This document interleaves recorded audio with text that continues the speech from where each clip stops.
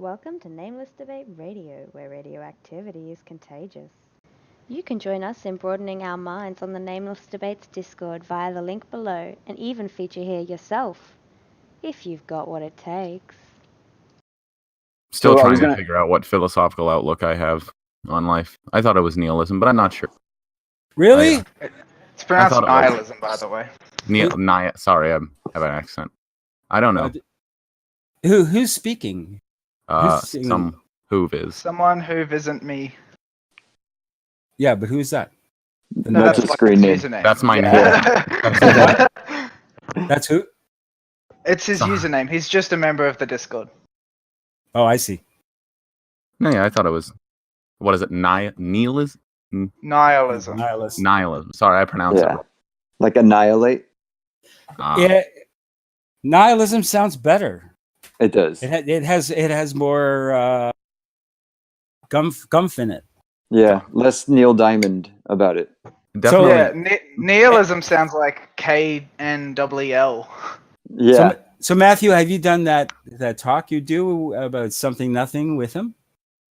With someone who isn't me.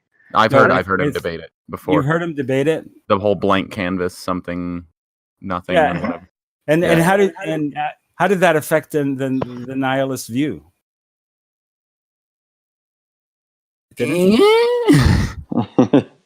No impact. I'm willing to accept I could be wrong. I see. But would you say you followed the argument that I laid out? Kind of. I can't remember it. It was a while ago. I can't remember 100% of it, but it was nothing is simpler than something. Oh, okay. Well, I guess not. That's a very that's like maybe a tenth of it. Yeah. My philosophical outlook probably is affected greatly by the fact that I've been having an existential crisis, dealing with the fact that I'm just some biological machine that is all emotions are completely fueled by random chemical reactions in my brain. You know, they're not random, but yeah. Well, they're not random. You know what I mean? They're chemical reactions in my brain is what makes up my personality beyond your control. As a human being. Mm-hmm. You know how I look at it? You know, I used to be in the Mormon church, and I kind of I mean, I still am. It's a reorganized Mormon, but I mean, I don't believe anything they go through. So it's only been the past couple years that I've kind of gone away. Yeah, I'm happy to help you out with that. Like later on tonight or something, if you want.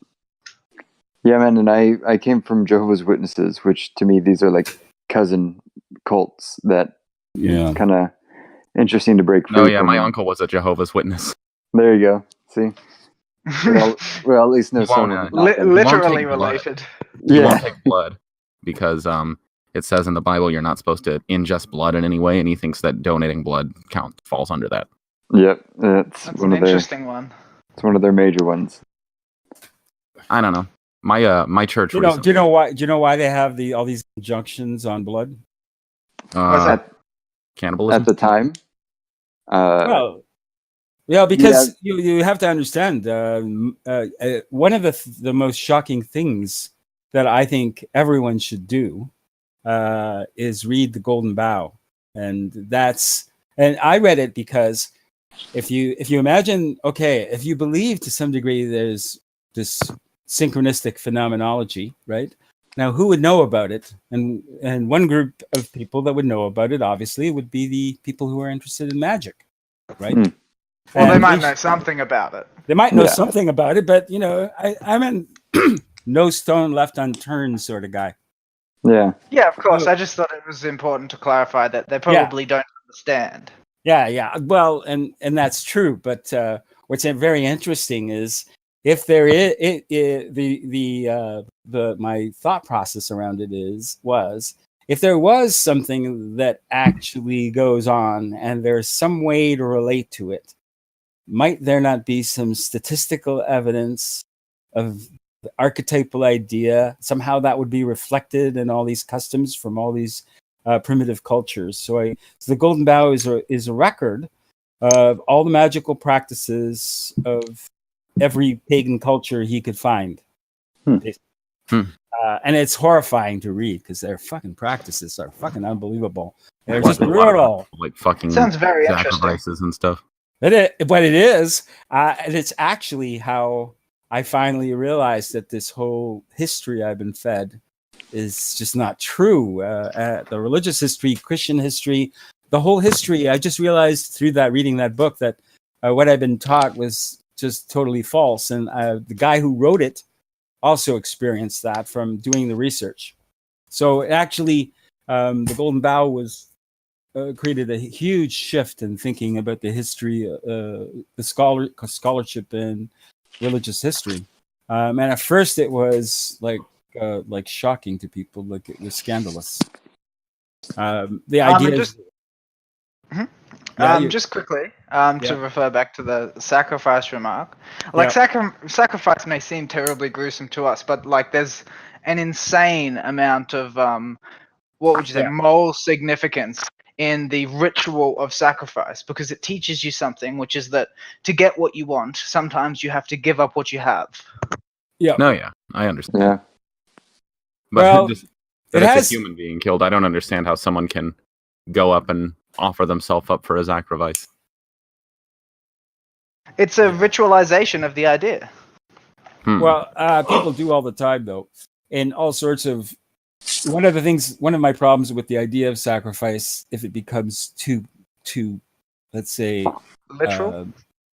If it's an idea that resonates in your brain every day, what happens is when you get in stressful situations, there's always a temptation to believe that if you sacrifice yourself, everyone else will be okay, right? And it's connected to the nihilist position, and under the nihilist position is often this idea that if you sacrifice yourself, you're this noble way of resolving the stressful situation. Everyone will be better, and it's kind of a dark romantic dream, but it's actually very destructive. And too many people thinking that just creates a lot of chaos in the culture. I think that's where, misery. Yeah, Peterson's quote about the absence of your full being leaves a hole that's filled by terrible things. I think that's aptly put right there. Yeah, I agree very much. But anyways, there is this uncomfortable relationship between magical culture and sacrifice. There always seems to be some relationship to it. And just recently I saw the most horrible thing. Can't get out of my mind. I joined one of these Jungian groups. And there's somebody with a very dark understanding. It was exposing me to a number of images, and one of them was in Iceland, magicians or wizards would actually give, after their death, they would allow someone to hollow out their skin and use their skin as pants. What? Yes. Oh, that sounds like a joke, but it sounds like a joke, incredulous. But the image is one of these pants, and actually it was considered an honor, and they do this, willingly or whatever. I don't know. The whole thing. Hey, Eddie, some wizard pants. Yeah. Make me a promise. Make some pants out of me. Sometimes I don't understand people worrying about what happens to their body after they're dead. They're not going to be around. Yeah. No, but I think it's. But at the same time, I would be the person to say, "Hey, make sure I'm buried in this spot." It's over-identification with the self, I think. Yeah. Yeah. There's something to that. But wizard pants, it is, man. You got it. Well, heck yeah. Someone bury me with a tree. So I have a recommendation to the group, and it's actually a wild recommendation because there was one book I read that I felt was the best primer for your mind to start thinking about the way the nature of the world might have to be to include some of this phenomena. And so one of the ways... That sounds incredibly compelling already. Yeah, right? Good pre-frame. Yeah, so obviously the first thing you think of, you go and so after I had some of my experiences, I went, well, how would I learn about this? I want to know what other people... I can't be the only person, was my first thought. So I thought there must be a whole history of of people experiencing this and trying to make sense of it.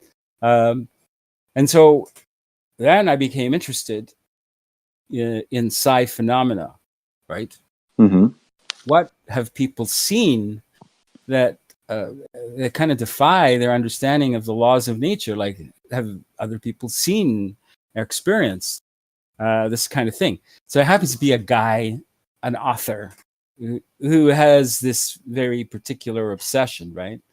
And he happens to know a good deal about the phenomena already. So this isn't just an ordinary guy. This is a guy who knows enough about the phenomena to know a little bit about what to look for, and it has a good instinct for digging up evidence. So he just digs up as much evidence as he can, and he presents it to you in this thick book, right? Some of them at first you go, I don't know about that. But what he does is he presents the evidence, and then he just talks to you. Like, he presents the evidence and he says, well, how do you rationalize this? Like, that happened. How could that have happened?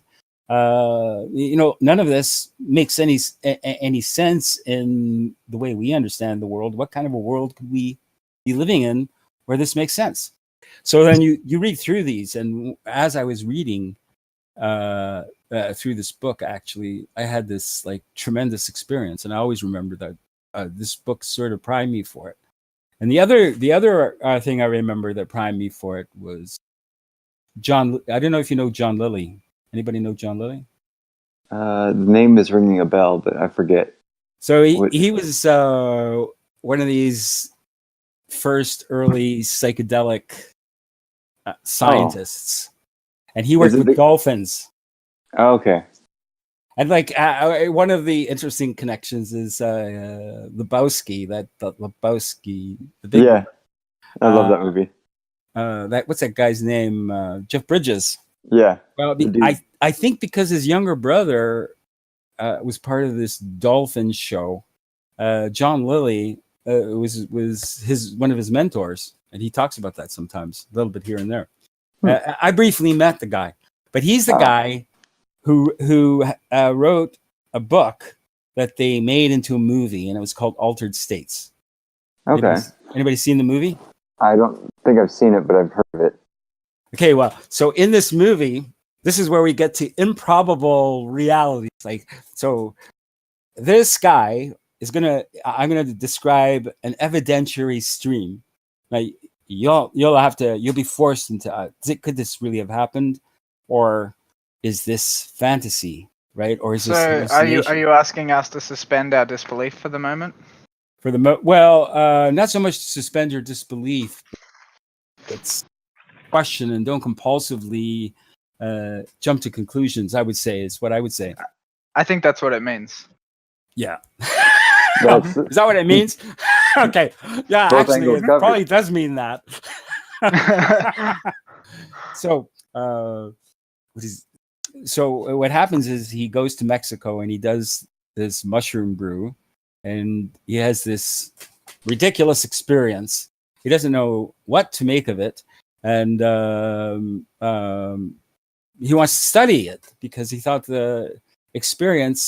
something about the experience didn't make sense, and it basically is synchronicity thing.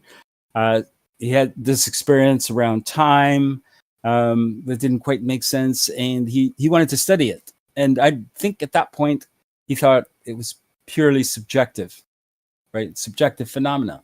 Mm-hmm. As the drug was changing his subjective experience of the world, which is a fair assumption to make, and all of us would make it.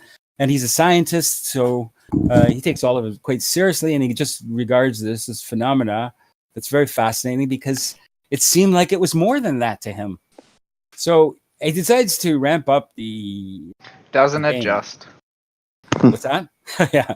He decides to ramp up the game and put himself in a tank, one of those sensory deprivation tanks. Okay. And do the mushrooms. Nice. Okay. And that sounds interesting. Yeah. Yeah. Because he already knows that people in sensory deprivation tanks, just because the theory goes, the lack of sensory stimulation, sensory input, actually brings on a hallucinogenic state. So he thought, why not double the hallucinatory impact? I don't know. I would love to float and take psychedelic. There's a YouTube channel that did that, and he documented it. Psych Substances. If you ever watch it. A lot of people have done it, but I'll find the video real quick while you're. Yeah, throw it in the chat, man. I find going into these, someone gave me a coupon, and I should have just used it. But even going to this place, and it seemed like so cold and alienating. It didn't seem like the kind of place that I wanted to have any experience in. So I never actually even used it. That's the whole thing, is getting the setting all right. And I didn't feel like the setting was right. But he does this, and this is what he claims happens. This is the weird part. What he claims happens is he goes to this earlier state of being. And one of his claims is that it's as though you can't be fully human unless you regress to an earlier hominid state. That's the first claim. And all this is, you have to regard it as, to some degree, as science fiction. And what makes all of this worse is John Lilly did a little too much ketamine later in his life, and he sort of lost it a bit. So he was there for a certain part of the period, but then he just did too much drugs, and then he wasn't all quite there. And then that justifies for people, again, the compulsive need to disqualify his experiences. Totally. Right? So what happens is he goes to this earlier state, right? And then he comes out of the tank, and all this electromagnetic interference happens. And he looks at his body, and he's not human anymore. His body has taken another form. So somehow, all this subjective experience has become an objective reality, right? How crazy is that? I mean, as in, puts it that way, for sure. And then the scientist who sees it, right? This is the cool thing about the movie. My favorite line in the movie is a scientist he didn't trust doing this sort of work alone. Obviously, there's tons of risk involved. So there had to be, especially in a tank. And he had he was in a vertical tank, not those ones where you're like horizontal. He did the vertical thing, which meant, your head, only your head was above the water, or your head was in a helmet that was in the water. Oh, that's interesting. Yeah. I think those are a little more challenging. That's a bit more intense. Yeah. Anyways, he claims a physical event happened, that he transformed physically. And now, here's the thing I would say. I would say, if it's true, like if this could be true, that would mean that the algorithm of the universe can spontaneously manifest a whole different organization of structure within, a second, which would mean that if it's true, it would mean that the universe collapses at some micro frame beyond our comprehension into reality, and it's actually more like an equation collapsing than it is like a material thing. So let me see if I get the story correct. Is it a scientist observing another guy and they're having the same report of this kind of objective? Oh, yes. So the line that I love, which I can't remember, it's when he goes, "You expect me," like the guy who's going through the experience goes, "You can see this is happening. You can see it happen." And then he goes, and the other guy goes, "You expect me to stake my reputation on the fact that you just had a physical transformation, and that this is legitimate, this is real, and you expect me to tell other scientists that this actually happened? That's not going to happen. Yeah, I'm not going to even accept it happened." That was the other scientist's position on it. He compulsively had to reduce it, knowing he was reducing it, and knowing that there was no way he was going to the way that it happened. So the framework of his cultural lens of interpretation immediately kind of put up a firewall. That's right. And disallowed him from even looking coherently at the phenomenon that was being described by the other guy. Yes, and what it means is that there's something survival nature which is not completely consciousness, and it will project closure on a matter if we think this will mean we can't adapt to reality. If it like pokes at survival in some way. That's right. And so that's what didn't happen for you, I would say, which is why you got into trouble. But most people, it impulsively kicks in, and it says you cannot take one step further because you are, in one way or another, are not prepared for the complexity of this new paradigm. Yeah, that's like Hunter S. Thompson's quote about the edge. The only ones who know where it is are the ones that have stepped over. That's right. Yeah, that's interesting to bring up. The only way to deal with synchronicity is to know you're going to step over, and you know there's going to be some backlash, and you know there's going to be some chaos, and you sort of have to accept that that's part of it. But once you do, the chaos is lessened to a great degree. Yeah, let me ask, do you think... Panicky, yeah? Well, do you think chaos is like a subjective feature of like phenomenology, or something that is actually manifest in the universe? Well, like as a law, perhaps. I regard psychedelics as producers of chaos. Okay, and here's how they do it. What they do is everybody is in sync in a pattern of relation in time. We're all in sync with each other in a pattern of relation in time. When one of us does a psychedelic, we change our relationship to that pattern in time. And now we're at a different pattern in time in relation to the other members of our group. But now we're out of sync. We've just created chaos in relation to the group. And there is a possibility that the chaos will result in the group raising to another threshold. But it can also happen that it'll be divisive, and often is. It's like a caterpillar to a butterfly kind of thing. Yeah, so there is chaos, and one of the one of the disturbing things that I used to do. I did a lot of reading, and I would always get this one message: is that all this work you do, when you actually come to it, you may find. So there are cynical people, and they'll say, you will find that it wasn't really worth the amount you sacrificed to get there.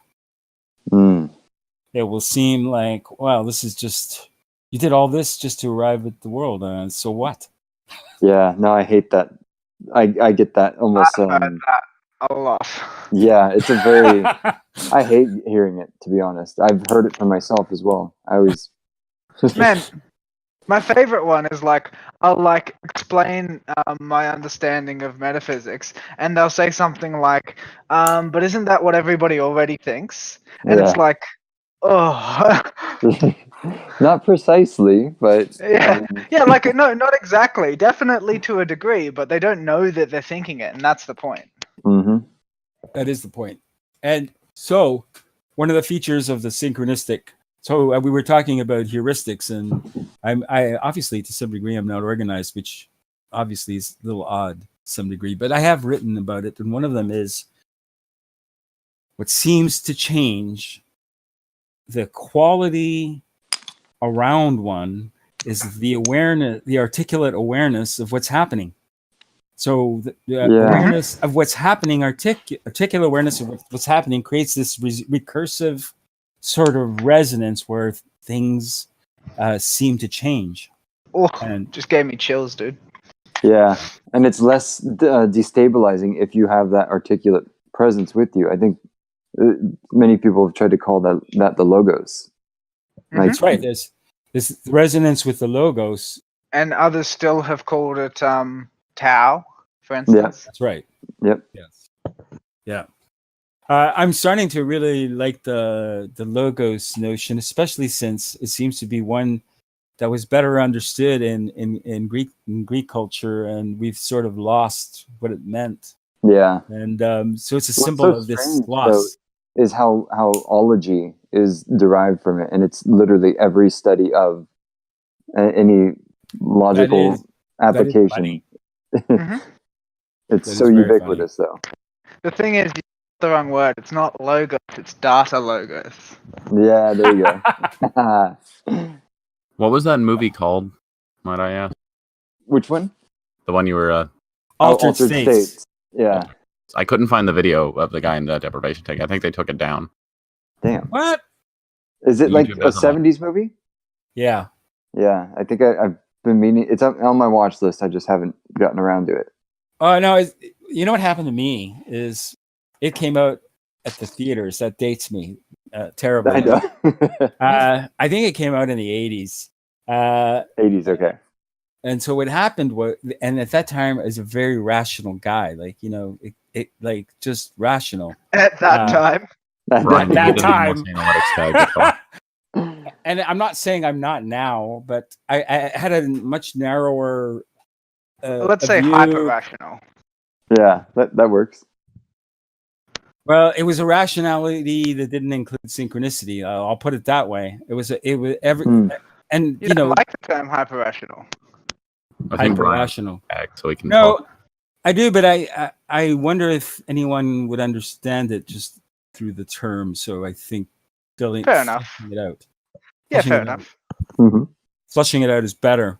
And I remember the first time someone talked about meaningful coincidence. I actually had an extremely annoyed reaction with this guy. Right. Like an oddly extreme. Like I went, why do I need to be extremely annoyed by this guy saying that coincidences are meaningful? So that was the first clue. I went, like, that's odd. Yeah. Well, I mean, by definition, you would suppose that they're not, right? Yeah, by definition, I suppose that they were not. And so I thought, when the guy was saying it, that he was just being a bit of a trickster. He didn't really mean it, you know, but it annoyed me in this odd way, like it was threatening. So I noted that, and at that point I had come.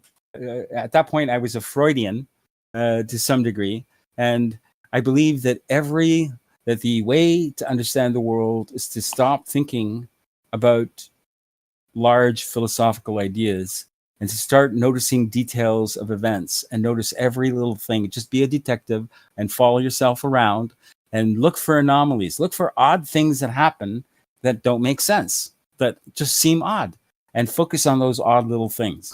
So that was my practice. So this was one of those odd things. And over time, this thing around coincidences, I realized was meaningful to me. And so my attitude, instead of being threatened by it, I became fascinated by it. And partly, perhaps then meaningful beyond you. Yeah. It sounds like you had a keenly developed intuition at an earlier age than most men. Yeah, I would agree with that. To tell you the truth, my first experience of the odd nature of the world was when I was like 4.5, and I was walking. I was actually in Israel. That's where I was born. I was walking down the dirt path, and as I was walking down the path, I felt something nudge my mind, and I thought that's an odd experience because I never felt something nudging my mind. And then I looked in the direction. I don't know why. I looked in a particular direction, and there I saw a chameleon, and it was like he suddenly appeared. And I thought, and I'm just a kid. I'm going, I think that chameleon nudged my mind somehow. That's so symbolic. That's cool. And then he disappeared, right? And then not long after. So then I thought, at the time, and I was already an epistemologist then, strangely enough. I don't know how to explain it. So I was thinking, so I live in a world where an animal can make contact with my mind. That's fucked up. That's unbelievable. But I thought, I didn't tell anybody because I thought no one's going to believe me. So I just better keep my mouth shut about this. Then, not long afterwards, I came across one of these glass-tailed lizards, right? And I didn't know it was a glass-tailed lizard. So I grabbed it by the tail, and the tail broke off and wiggled. And I had a fucking mind-blowing experience off of that. It seemed like the life force of the tail that I had broken had gone through my body in this very guttural manner and actually woke me up for a second. And it was like a synchronistic experience. Wow. The first ones I'd ever had. And I went, what the fuck was that? And it was like the first experience of anything like an orgasm I'd ever experienced. That's how strange it was. Like it was that vibratory, guttural thing. Yeah. And I think this is partly why there's this history of blood around sacrifice and around raising this state of being through some sort of violence. I mean, I've been studying the sacrifice archetype for a long time because I wanted to make sense of it. It's one of the things that I always found truly explicable, especially after having done the study of magic and going, what? They're all thinking a lot of very strange things around these magical acts and experiences. And the book I was recommending to you is called Mysteries by a guy named Colin Wilson. Okay. And one of the things he talks about all the odd things that certain people do. So like, and one of them has to do, since I was very interested, my curiosity, I don't know why I developed this intense curiosity, but I just decided I wanted to know what the relationship between matter and mind was. I had this sneaking suspicion that there was more to it. Now, it came to me because I kept reading all this alchemy, that Jung had sort of pointed to. And all these people seemed to be suggesting that there was a relationship between mind and matter that was not what I thought it was. Like a different idea around mind and matter. And so like one of the things you start to learn in alchemy is that the time of day is important. Like, how could that be? You could ask yourself, what are these people thinking about? Like, why is the time of day? Why is the time of year? So then there's all this idea that at certain points in certain cycles, certain things can happen that can't happen at other points in the cycle. And that seems like a reasonable claim to me. There's nothing outrageous about that. We don't know what cycles mean, and it's obvious to me that the seasons are very different. And when I was, again, let's say I'll use the word more hyper-rational, I didn't think that choices I made, plans I made had any seasons like the time. And over time, I realized that they actually did have to do seasons, and enterprises you start at certain times do better than other times. Right. For psychological and emotional reasons that you don't quite comprehend when you're rationally thinking about it. But when you start including the full complexity, you realize, there are windows that are better than other windows. So, but that has to do with this like yearly cycle, and that to some degree, I started realizing we just have to accept that there is a fractal orbital nature to the universe, and that it does have something to do with resonance and vibration, and that it does. The other important thing I'd noticed is not only was it about being articulately aware of what was going on, it was also my attitude in relation to it. Yeah. And so it had to be a really flexible attitude, and it had to be an attitude that was willing to dynamically change its opinion on a moment's notice if the facts showed something else. Yet not succumb to full self-sacrifice so as to have no presence. Exactly. Yeah. So I would say what it sounds like what you're saying is that you had to maintain a rigid epistemology while allowing the phenomenology to be dynamic.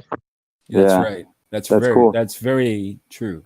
Yeah, and I think good way to that put it, man. is, yeah, it is a great way to put it. That would be, that's the form of the alchemical secret, is how do you develop that state of mind? Well, dude, Joshua, real quick, one of the things that you said earlier on that really, really resonated with me was how all of the synchronistic kind of phenomenology and realization and awareness, like the awakening that it kind of has been, as it's been occurring to you your whole life, it sounds. The thing that it prompted to you is that it made you almost come more into physics, more embodied, and rather than more like ethereal or like just in the clouds with your ideas. In grade 6, I became dissociated from my phenomenal experience and became purely rational. My teacher had pulled me by the back of my scruff of my neck suddenly, and he had a bit of a sadistic relationship to me and wanted to get me into the real world. He noticed that I was walking in a bit of a dream world, and it irritated him. And he managed to shake me out of it. So what ended up happening was I had a period in my teens where I was sort of purely rational, like mathematical and logical, and that was fine. And I was getting interested in writing, but I had lost the experience of the phenomena. That I had to work for that to get that back. And only then, like, how long did that last? That like shake, that grounding shake? Well, it happened when I was 12, and it lasted till I was in my 20s. And actually, probably the part of the fact of the matter probably is that some of the psychedelic work undid some of the harm. Oh, wow. During that time? Yeah. So there was a point where I started doing some of that, and it undid it. It released the phenomenological experience back into my life. Okay. Because I had a very rigid control of it to some degree, and I was only and I didn't want to give it up because I insisted on a conscious experience, so I didn't want to jump into any intuitive reality. Which reminds me, Eddie, that's what I have started to suspect you've done, is that rather than go step by step towards the real through an epistemological framework, at some point you decided to jump ship of that process and intuitively believe. And then you had to qualify it as imagination. And all of that cheated you of the real world movement. Because there is a way to get for it not just to be imagination. Like my conclusions are forced upon me through a process of Occam's razor. And I think me also. Yeah. And so there's, and I like that because I know I'm quite confident that I don't really have much of another choice. And in the cases where I'm guessing where the probability of the evidence weighs in, and often the probability of the evidence is quite significant for what's really going on over any other fantasy about what's going on. Well, sometimes it speaks for itself too, the information. Well, like I was telling you guys, I had made the decision that there was no such thing as telepathy, right? And I really feel that was the right thing to do, is to make the decision that this phenomena didn't exist. It's interesting. And so that I took a position, and then somehow I think that brought the next thing in. Now, I may be wrong about that. It could have been this theme was coming in, and it really didn't matter that I had come to this decision that was disqualifying it. But what happened was, the wake-up call was, I had a dream one Sunday night on a ski trip with my in-laws that this girl that I had met this girl, and for me, like, synchronicity begins with in my later life when I'm in this rational place. It only happens when certain women are around me. So this is the first woman that comes around me, and all of a sudden this synchronistic phenomena starts kicking in, and I go, what the fuck is going on? And I'm already engaged this other woman. So it's also very inconvenient phenomena. Like I'm going, what is going on? That's fascinating. There's more meat in my bed than I can handle. Because, like, personally, my experiences with synchronicity are largely focused around my partner. Yeah. And I'm not sure what telepathy might be, except to attribute it to the relatively broad label of synchronicity. But, like, what I can say is that in my first psychedelic experience, and I've had many, I had something happen with a group of my friends. There were 4 of us, and we were talking about this crazy thing that was happening, because obviously none of us had ever taken psychedelics before. And something happened, which was that we started to speak as a group that was one thing. So I would stop talking because I had an instinct to stop, and then one of the other members of the group would pick up my train of thought exactly, and then we would take turns saying words where we were saying one sentence coherently without gaps, but we weren't, like, it wasn't one person, it was all of us, and I cannot explain it. Yeah. That's so cool, dude. I have a story like this too, because I have a friend. I started realizing that if this does exist, if there's a plane of being which you can make contact with where this happens, this may actually have something to do with the experience when you're dead. And so it does, there to me, there did seem to be make some sense to start to learn to navigate in this territory, because it's connected to sleep, it's connected to dreams, and it may be connected to even what happens to you after you die. So you don't know. Right. And I always like to prepare for any possible contingency, and one of them is understand it, because this stuff happens. So part of understanding it is developing language and developing sensual awareness for the changes in the vibe in the room or in your body, like getting good sensory connection to what's actually going on around you and what's actually going on in your body. Yeah.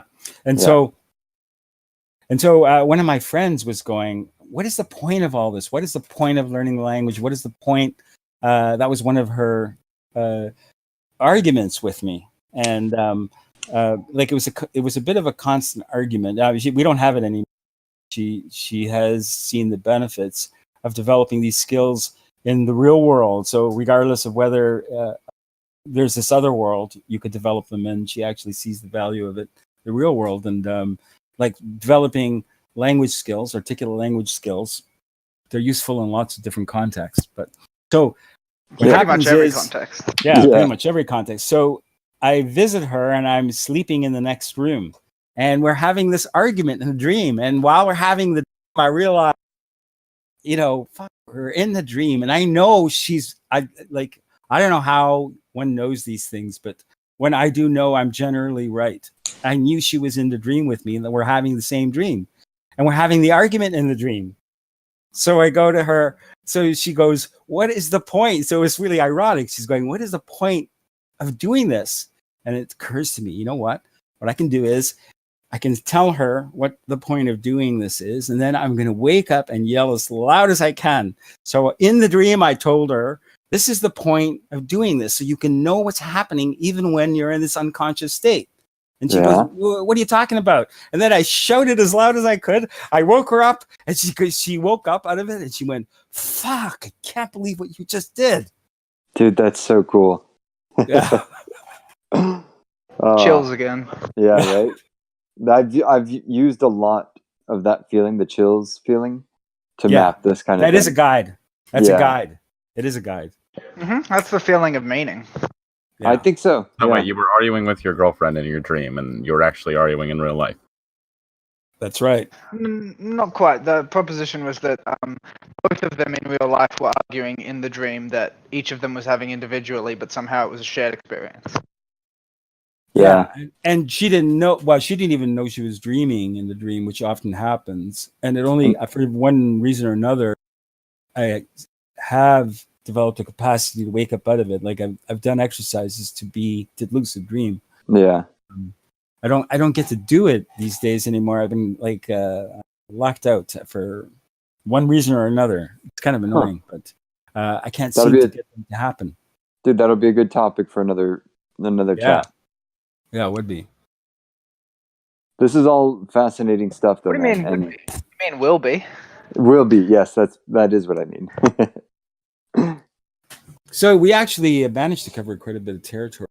Right? The synchronicity thing. This is. I've never experienced synchronicity. I don't think. At least none that I can identify. Coincidences. So, like, here's the thing, and it sounds like faith, but the faith you have to have is you just have to be aware, truthfully, with what is going on in the world around you, and then it will happen. I can give you an example of my own, one of my own examples of synchronicity, since you've not had any yourself. So basically, my favorite song is called Savior, right? And that's been my favorite song for like the entire time I have listened to music, basically. Not quite, but you know, pretty, like we're talking like 8+ years at least. And so I have this thing, this philosophical idea, which is that if you get to know someone really, really well, you can name them properly. And what that constitutes is it constitutes giving them 2 words that describe everything about them by capturing properly the basis for their personality, right? And my partner, when I met her, I like tried to figure out her name and completely disconnected from, you know, everything else, the song thing. Her name, from what I can tell, is Wild Savior. And the idea that my favorite song for my whole life was Savior, and then this girl came along who, like, it's not a product of my evaluation that she has the traits that she does that correspond to the name that I give her, right? That's who she is. Right. The idea that coincidence could happen, right? That my favorite song could be about, and so like more than that, like since then, I was like listening to it, and I just sort of like it was almost as if I heard it for the first time again, and all of a sudden I realized that the song was about her, right? And what we're talking about there is we're talking like several levels of coincidence. One of like any of them alone would just be a coincidence, but together they are unbelievable. It's ridiculous, the idea that could happen. Yeah, that's what I love about it. It's the word that I've had to accompany with my notions of synchronicity is pronoia, to contrast it with paranoia. So, like, my mind will complexify due to creative impulses up into like maybe 10, 15, 20 different connections, just immediately apprehended about a given moment in like present experience. But what I have to do, especially if I'm in a heightened sense of awareness, is that amplifies incredibly. So I have to turn down the volume so that I'm not at that, like, what we could do the opposite of hyper rational, but like hyper imaginative would be one way to look at it. Hyper imaginative, yeah. Oh. And so what I have to do is like turn it down a notch to where I don't turn it into everything's connected and conspiring against me, or like all the eyes are on me. Like there's a weird, like almost narcissistic something quality to me when I get in my states of synchronicity, just because I think of my own subjective architecture. Because you're trying to figure out what all is connected. Yep. You're observing thing. What all is connected. To some degree, because he's predisposed to schizophrenia. Exactly. And that's like one of the main contenders that I've had to, I guess, what would the term be? Just account for. And in doing so, like what I end up being able to extract from even just a sober moment of present experience is synchronicities could be there for me, but I have to like ignore them. And because you can't tell which ones are what, right? Exactly. Like I could sit there and talk about how the insect flying in front of me is using cursive to send me an actual message from, you know, some angelic source, if I wanted to put it in those terms, or it could be a demonic source if I was putting it in shadow terms. And I created like this vast kind of hierarchy of narratives for each level of analysis in order to kind of work through the scaffolding of it all. But the reason why I've had to like discount so much of it is because if I took that and then, let's say, codified it in a way that was shareable, it to me would be the wrong thing to do with an experience and expression such as that. Like it should be artistic at the most. Otherwise, it turns somewhat dogmatic and or religious when it doesn't need to be. Because I think everyone has their own way of instrumentally according themselves with reality. Like there's an orchestra going on, the instrument that you are, if you can kind of actualize it fully, will be the thing that allows you to gain what the word that I think most gets to the heart of it is the ikigai. In Japanese, it's like a 4-quadrant way of looking at your purpose, where you can essentially, like, the world needs it at the moment that you can do it, you're skilled at it, you can make money at it, and most importantly, you derive purpose from it. Well, you know what I would say to Eddie, because I experienced the thing we didn't get into the earlier parts of this kind of like social conundrum with, what do you call him? The DPC? The integral guy. Yeah. But what it began with for me was when you created the DPC thing, and I don't know why this happens to me. What happened was, first, I wrote the first article, and my first experience was a trauma around Brendan and what he was up to. Like, it was a bit of a shock for me, you know. It was a bit of adjustment. Okay, I got this new thing to deal with. Yeah. And actually, I was sort of fascinated by it, partly because I see him as an archetype that sort of, some of his ideas sort of like they're familiar to me. So it's something I'm familiar with. So something I do want to address. But I don't know if I'm very good at it, to tell you the truth. And I'm not sure we were very good with it tonight. And there was something odd was going on there. But anyways, I mean, so that was the first one. And that was that he jumped on me. It was a bit of an intense little piece. And it was a piece on comedy not being allowed and this political correctness theme, which he was very split about. Because on the one hand, he appreciates Peterson's ability to describe Jungian concepts, and that he has some degree of understanding of the logic of psychological process, but he doesn't like his political. He hates him for his political. That's crazy sense. To me. Yeah, I know. So like that was what was surprising, and I think I've discovered there's a sort of complicated relationship there. And actually, when we discussed it in private, he sort of dropped it to some degree and realized that it's a little more complicated than he thought. He actually is really good at adapting. Like one of the things I've noticed in him is he is in constant like adaptation mode. And Peterson. You mean adaptation? No. Our buddy that left us earlier, Brendan. Yeah, and Peterson. I appreciate what he says. There is a way in which there's, you know, that when someone's singing off key, there's a quality of it being a little off key. I was totally going to use that in the tone deaf analogy. Synchronicity, you guys. Yeah, that's interesting, man. Because some people don't know that they're kind of tone deaf, and they'll sing and not know that they're off key. But it takes an outside ear to kind of gently suggest that might be something to look into. Yeah, and it's a complex phenomena. And again, what I say is, I think it's partly the compulsion around synchronicity.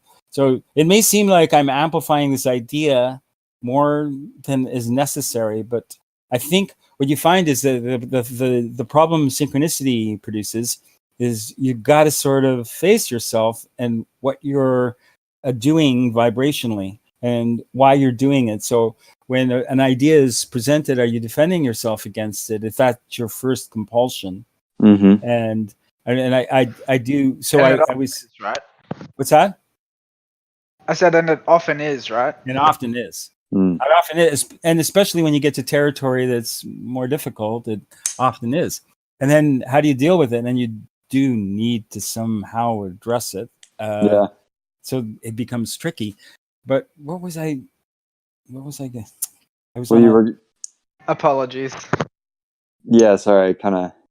What was I? I was about to describe something. Well, it was a bit about like the kind of historical context of your experience with BPC. Yeah. So the first trauma was Brendan with that nonsense.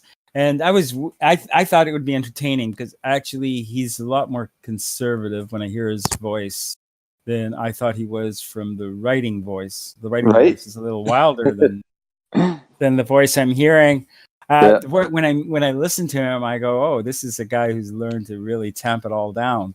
Yeah, and so that's partly what you're going to be dealing with in the philosophy there.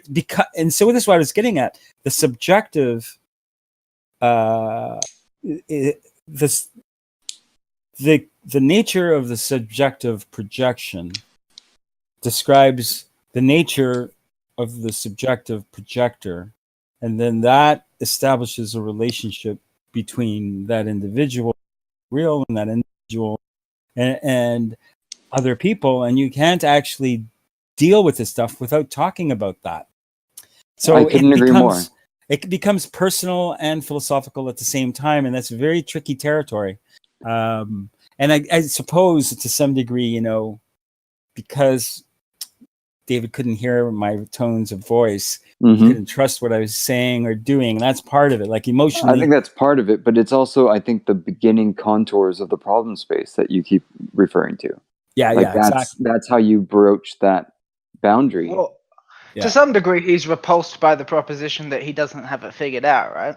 Yeah, I know. Yeah, and but when it really can be scary to figure out that you don't have it figured out.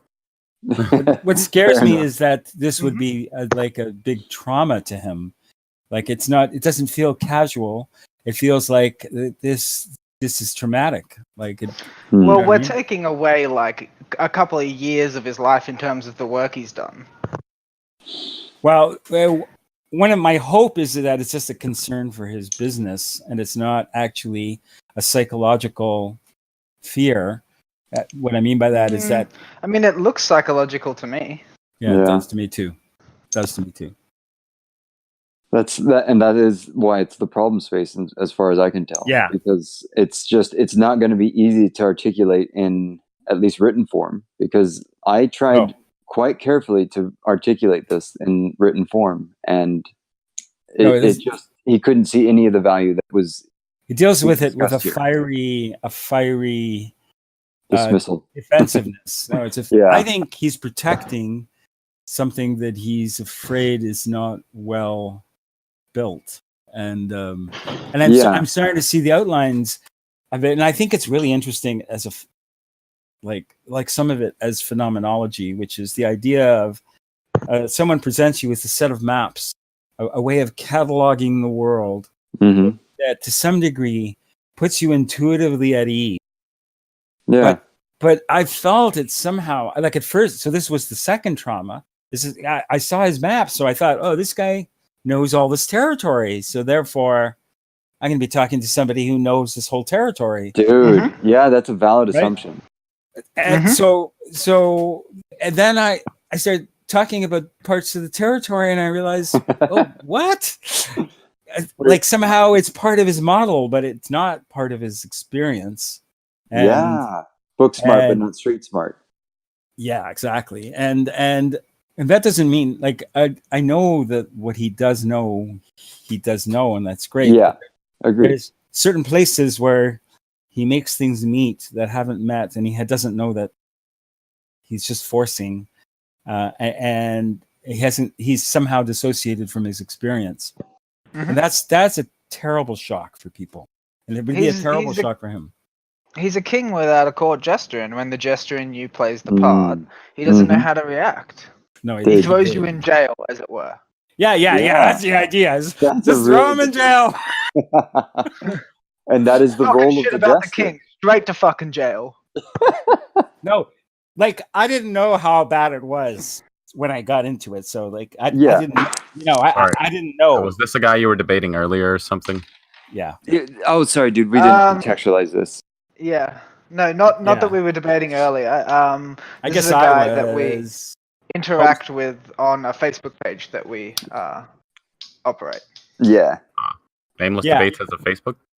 No, this no, is it's not, yeah, it's a different Facebook page. It's a different one. It's called Dope Philosophy Crew, and yeah, and Here, it gets a little. You guys will know my real name. But there we go, man. Dope. Yeah. Philosophy Crew, yeah. And there's a thread in there that all of this kind of is written in, and I mean, it'd be interesting to get anyone else's outside perspective on it too, especially just coming into it blind, so to speak. Dope philosophy. You should share the thread on the page again. Yeah, I'll post. Actually, yeah, I can do that right now. I always forget that I can do that shit. There, I'm following. Nice. Yeah, actually, I think it's getting to be more and more interesting, and it's going to get more and more interesting. What if the imagination never existed? Oh, God. I'm going to ask philosophical questions here. No, you don't have to, man. But yeah, it's fine if you want to. You can, yeah, of course. You can just follow the interactions as well, and I find that always just as interesting when it is interesting. Imagination never existed. What does it mean by that? Like the human imagination, or just imagination in general? In general. Hard to say. Yeah, but it's I'd take everything in general first if need be. Depends. If you believe some omnipotent being created the universe and he didn't have an imagination, would then nothing exist? You can go on that thread as long as you want. But if the universe just exists in a state of cold indifference, then shit. You're already spinning some concepts, man. Where should I post the link, Matt? Just post it in main, dude. Okay. Although what I was actually thinking is you can share it on DPC so that you can share an old post new. I think when we post this one, you should post the links for all three of them. Mm-hmm.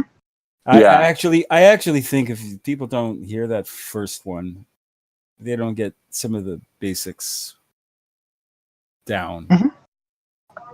And the second one is kind of funny. It's hilarious. Yeah. Because you could, Eddie, you committed a whole. Oh yeah, there's some really funny shit. Dude, I went through it. I really let some of my my schizophrenia hang out there. Yeah. So yeah, that was also a surprise. So there was a lot of surprises for me. Yeah, dude, that one time when you said, "Oh, I'm getting so many treats today," you said something about like so many like gifts in one day. It was. I was like, yeah, this is where the real work is, though. It's like when we go off script and can't really contain it with our preconceived maps and frameworks. Exactly. That's where the actual integration hits the rubber meets the road. Which is funny, right? Because the thing that I find most objectionable about the integral guy's behavior is that he is insisting that unless you follow his rules, he's just unwilling to have a discourse. Mm-hmm. Well, the thing is I think what he's really saying is unless I follow his rules, he's going to fall apart. He's going to have a breakdown. And if that's true, then I don't want to push that that boundary, right?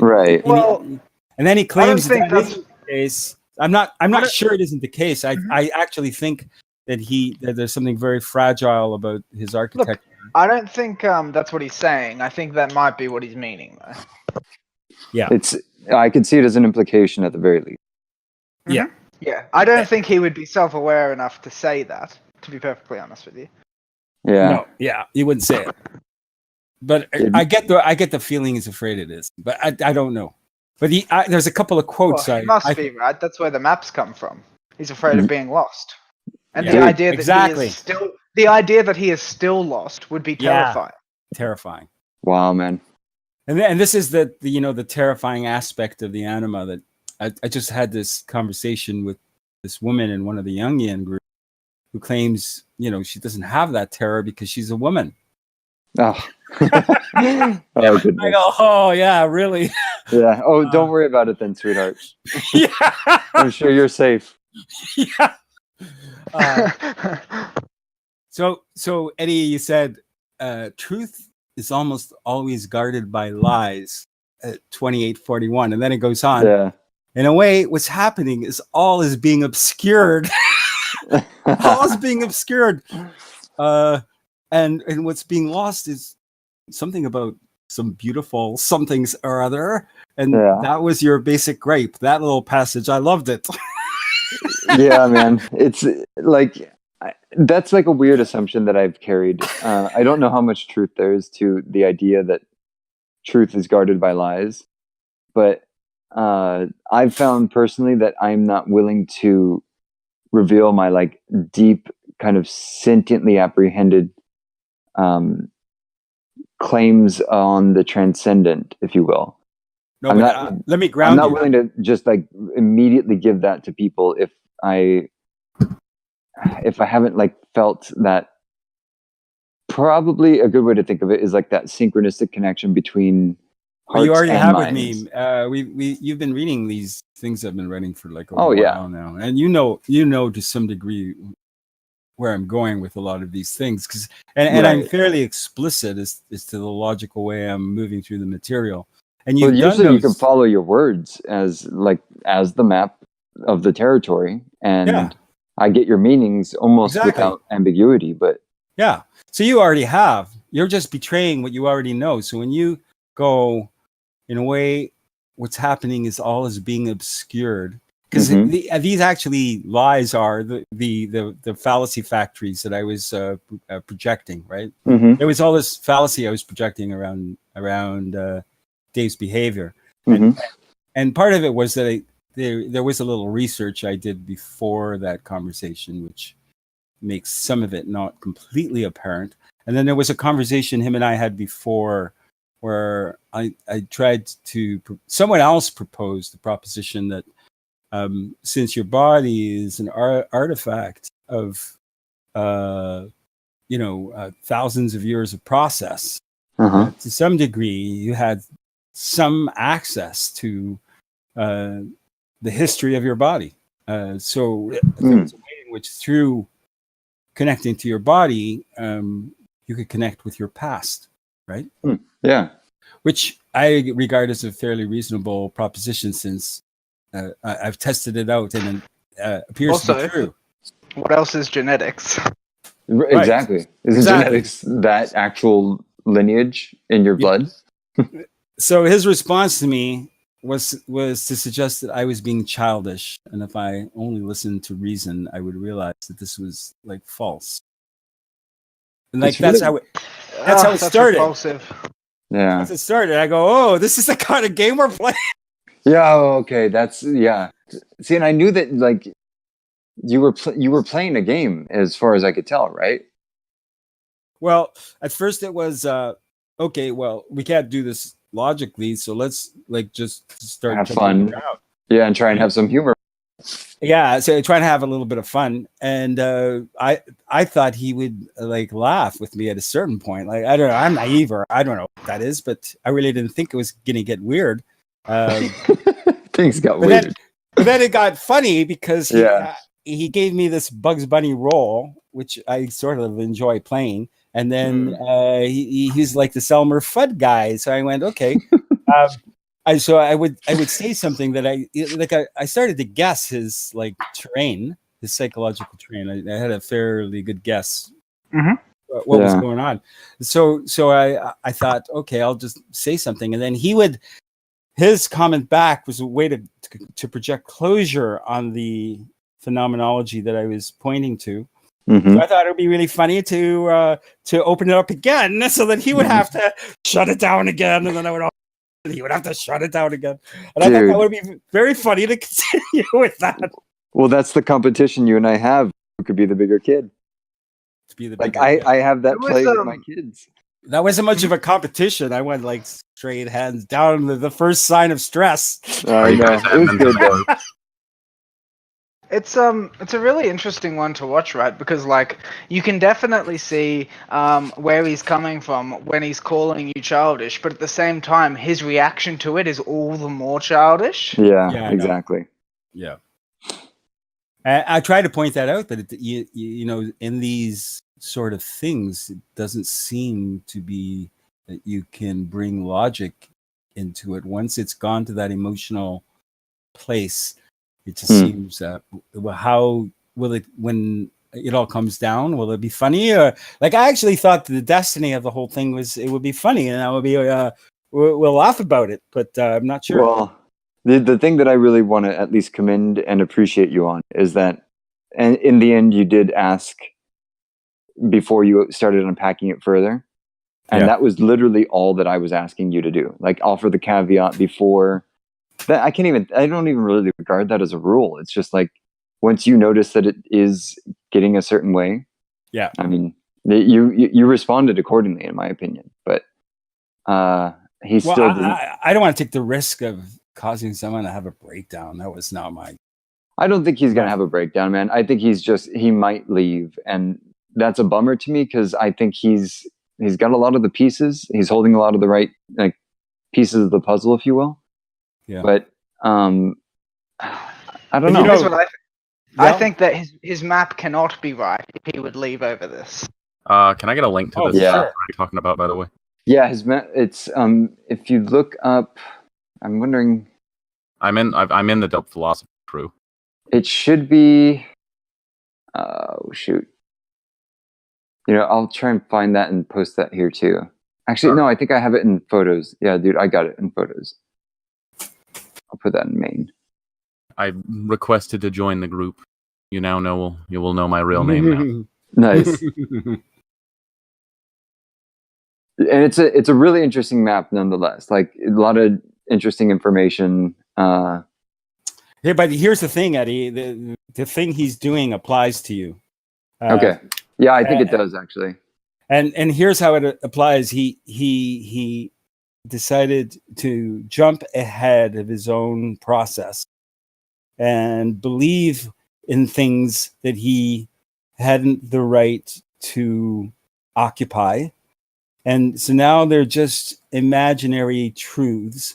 And what he calls them is different kinds of truths. So when he first said, "Oh, this is a spiritual truth, this is a different kind of truth," I was thinking, okay, he's qualifying it intelligently, and that's fair. But what he really means is that there are these spiritual truths that are nonsense, but people believe them, and that's how it's a different kind of truth. That's a very different kind of truth than at first I gave him credit for. So the shock was that he hadn't really integrated the meaning of some aspects of the map. Right? Yeah. And so they were just intellectual markers, and then me pointing out that that's all they were was very stressful. It's not so they something put a lot of work into it. The map that I just posted is one that was offered by, like, pretty much a collaborative effort by the integral theory community. And then the one that I just tried to upload is too big, so I might have to do something to make it smaller. He updated that map into his own version of it, and he's asking the community for like updates to try and like make it more accurate or more improved. And I did that. I went through the process of trying, because Matt's theory, DM theory, his and Chris's, I thought if we could find a way to agree on that kind of basis, the whole process of what integral theory is aiming at seems to me to be like a valid process to transcend and include any abstract unit of information and some way to try and at least develop a map to intuitively extrude our understandings through, if you will.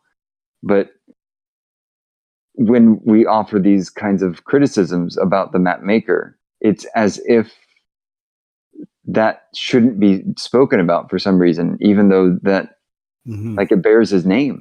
Like there's a direct correlation, I find at least, between the measurements and the measurer.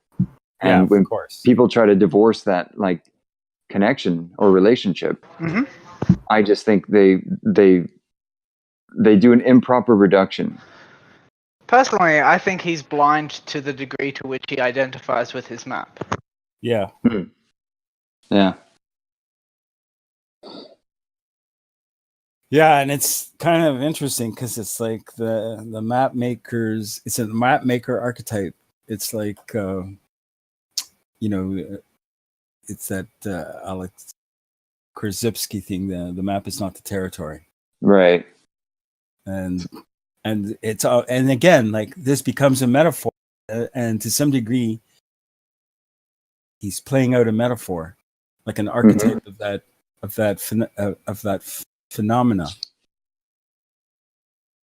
The more I hear you contextualize your use of the word metaphor, the more I like it. Yeah.